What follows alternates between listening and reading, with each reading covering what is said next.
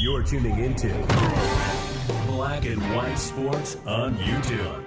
The no-holds-barred truth on sports. The main event starts. All right, Black and White Sports supporters. Well, we're still having things come out about Shedeur Sanders' slide in the NFL draft. I mean, granted, Rich Eisen said it was the craziest thing he'd ever seen in the history of him hosting the draft. The only parallel he could draw was Laramie Tunsil and the bong gas mask thing that happened while the draft itself was going on. But I mean, I've been watching the draft as long as I can remember, and I'm almost 50. I'd never seen a player drop like that.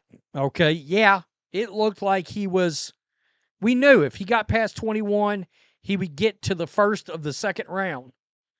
Did not have any idea he dropped to the fifth round. Didn't. All right? And as much as I didn't care for him as a prospect, I thought he was better than a fifth-round prospect. I mean, I'm not going to kid you on that either. So, Skip Bayless got very loud during the draft because the Las Vegas Raiders kept passing on Shedeur Sanders. And everybody knows Tom Brady has a relationship with Shedeur Sanders and Deion Sanders, okay? And there was even a point on day 3, all right, where before the draft started on day 3, the various betting outlets out there like DraftKings, FanDuel, etc., they had the Cleveland Browns as being the first team that was going to take Shedeur. And then that changed right before the draft, and it went to the Raiders. Okay, and as we know, the Raiders never took him. The Cleveland Browns eventually did. And Skip Bayless lost his mind, all right? It is pretty clear now that Tom Brady, who mentored Shedeur, told the Raiders not to draft Shedeur. Duly noted. By the way, the Raiders did take 2 quarterbacks, but one of them they believe is a prospect for quarterback. The other one they believe will be a Julian Edelman type wide receiver, all right? Now, Skip Bayless continued to lose his mind. How could Tom Brady's team pass on Shedeur again and again and again? Brady reportedly coached Shedeur. Brady reportedly was involved in a Raiders draft decision-making. Okay, and you may be like, where are you going with this, Rhodes? I'm going to a very interesting interview Tom Brady had in the last day on Logan Paul's podcast. But before we get there, because Tom Brady tried to claim something in this interview that it sounds like total horseshit, and he stammers around and stutters. He was caught off guard by the question. And then he tried to claim he didn't have any power when it came to picking players or quarterbacks. No, I did plenty of videos regarding the minority ownership and all that stuff that was coming down the pipeline. Look, Tom Brady, one of my favorite players of all time. All right, so I really paid attention to that, what he was going to be doing with the Raiders. Listen to Ian Rappaport. Turner, who's current OC at the Raiders. Speaking of the Raiders, Tom Brady was in the news this week, specifically as it relates to his ownership of the Raiders. I talked to owner Mark Davis about this week. He told me Tom Brady will have a huge voice in the organization when it comes to picking the quarterback. He said he has always been seeking someone to help oversee the football division. He told me he believes Tom Brady can do that, Rich. Okay. Yes, Mark Davis himself came out and said Tom Brady would have a lot of input on quarterback decisions as a minority owner. So, check this out. This is from the Logan Paul interview that has surfaced late yesterday evening. Elephant in the room, Shedeur Sanders. What happened, Tom? Why did he go so late in the draft? I mean, it's a good question. I wouldn't have. Okay. Wow. The amount of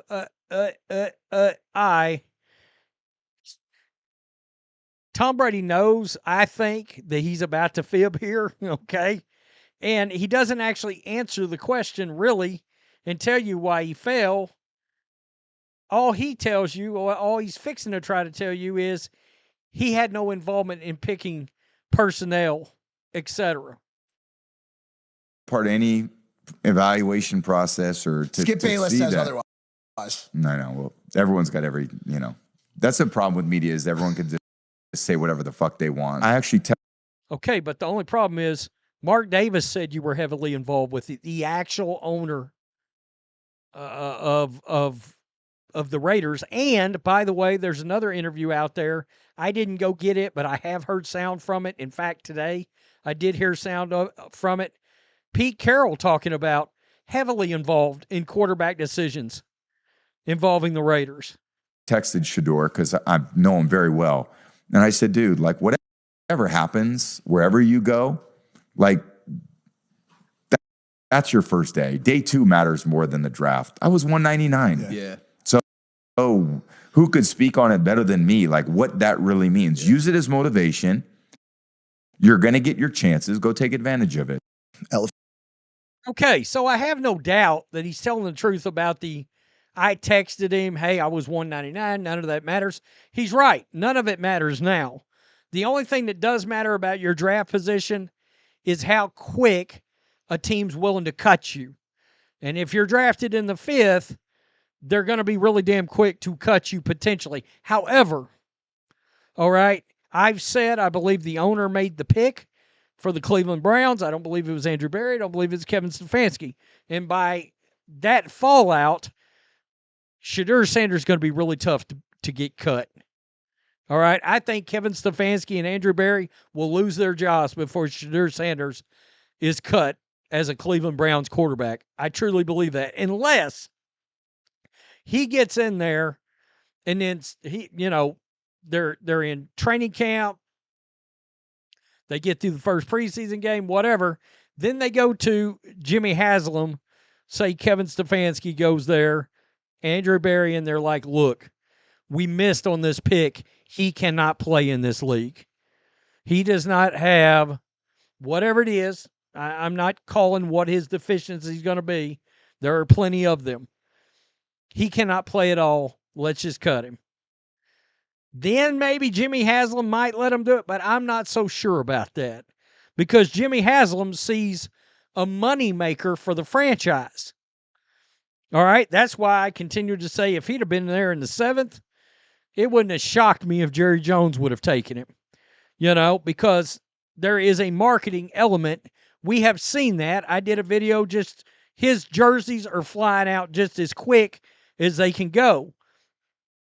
The draft ratings directly reflected everybody tuning in to see what was going to happen with Shedeur Sanders. Deion Sanders is his dad. But Tom Brady's in a bad spot here because he's got a relationship, and I'm sure that Deion probably reached out to Tom and was like, are you not going to take Shedeur? Or what are you hearing about Shedeur? Blah, blah, blah. And, he's trying to claim now, well, I wasn't involved in any of it.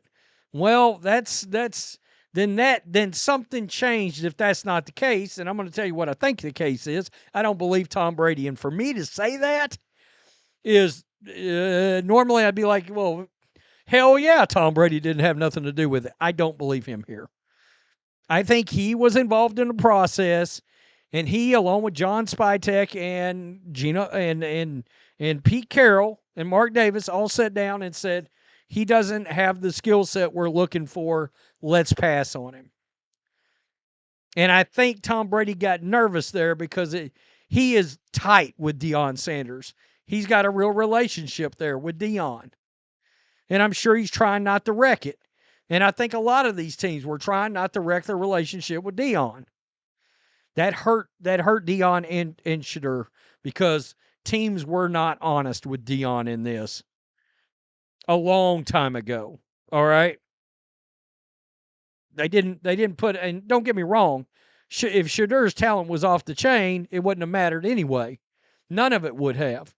But they didn't handle the process right. The combine, the Senior Bowl, all of it. The interviews, and Look, that's where they should have hired an agent. Tell me what you think. Peace. I'm out. Till next time. Thanks for watching the show. Be sure to like, comment, and subscribe. Be sure to tune in next time on Black and White Sports.